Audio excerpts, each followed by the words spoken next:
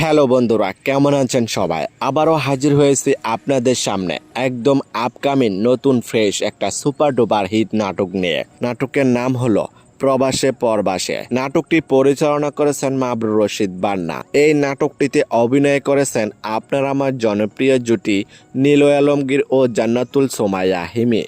এই নাটকটি আপনি কোথায় কিভাবে দেখতে পারবেন? জিটিভি ড্রামা ইউটিউব চ্যানেলে দ্রুত চলে আসবে নাটকটি দেখার জন্য অপেক্ষায় থাকুন। এই নাটকটিতে আছে একদম খাঁটি রোমান্টিক ভালোবাসা, অসাধারণ অভিনয় আর হৃদয় ছুঁয়ে যাওয়া গল্প। এই জুটি মানেই কিছু স্পেশাল, আর তাদের প্রতিটি নাটকেই থাকছে রোমান্স থ্রিলার আর 100% বিনোদন। তাই দর্শকরা সবসময় অধীর আগ্রহে অপেক্ষা করে থাকেন নতুন নাটকের জন্য।